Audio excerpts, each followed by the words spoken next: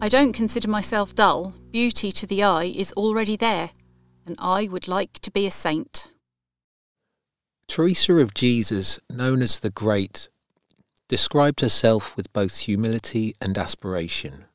Today, as we begin our journey, let me share with you the story of her life. Teresa was born on March the 28th, 1515, in Avila, Spain, the sixth of 12 children. In her home, truth and friendship were held in the highest esteem. She painted her father as a Christian knight who was fond of reading spiritual books, while her mother was remembered as a beautiful, patient and virtuous woman. Despite the admirable qualities of her parents, the family was not immune to the trials of raising many children. Teresa felt herself the most loved among her siblings, yet she confessed to having been the least appreciative of her parents' affection. Reflecting on her life years later, she wrote in her Book of Life, "From all this God delivered me in such a way that even against my own will he seems to have contrived that I should not be lost." From an early age, Teresa was drawn to the lives of saints, sharing her faith with her brother. An anecdote from her childhood tells of her and her brother Rodrigo attempting to run off to the land of the Moors at 7 years old to die for Christ. Her mother's death when Teresa was 13 left her adolescence marked by both bad company and the allure of chivalric romances. At 16, she began her education at the convent school of Our Lady of Grace, where, influenced by a friend, she felt a divine call leading her to the Carmelite monastery of the Incarnation in Avila at 20. Her initial reasons for joining were not deeply spiritual. Perhaps it was friendship, fear of hell, or a nascent love for God. Yet this was enough for Teresa to courageously follow Jesus' voice, allowing his divine presence to shape her. She later reflected, "If the Lord had not helped me, no reflections of my own would have sufficed to keep me true to my purpose. But the Lord gave me courage to fight against myself, and so I carried out my intention." In 1535, Teresa took her vows, but at 23 she fell gravely ill, forcing her to leave the convent for medical treatment.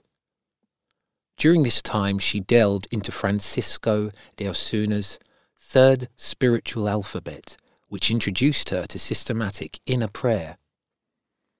Despite the worsening of her health and the ineffectiveness of treatments, she viewed this period as providential, particularly for her role in the spiritual redemption of a wayward priest. Her health plummeted further and she fell into a 4-day coma, mistakenly thought to be death, from which she miraculously awoke. Though still partially paralysed, she returned to the monastery, entrusting her recovery to Saint Joseph. She later praised him. "I am astonished at the great favours which God has bestowed on me through this blessed saint, and at the perils from which he has delivered me, both in body and in soul. To other saints, the Lord seems to have given grace to help us in some of our necessities, but my experience is that St. Joseph helps us in them all."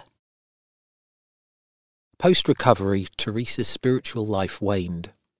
She mingled with unsuitable company and abandoned mental prayer, citing humility, fear, and conformity as her excuses.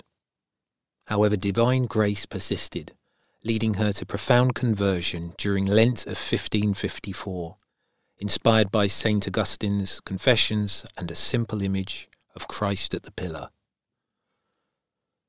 This conversion was comprehensive, touching her ethical, psychological, spiritual, and personal life. She now lived with certainty of God's presence, experiencing ecstasies and visions, dedicating herself entirely to Christ. This marked the beginning of a new phase in her life, free from inner conflict, where her life became a testament of God's work through prayer and friendship. She noted, "Contemplative prayer, in my opinion, is nothing else than a close sharing between friends.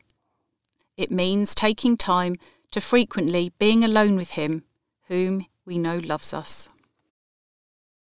Seeing the turmoil in the church, particularly from the Reformation, Teresa channeled her energies into becoming a force for positive change in the church.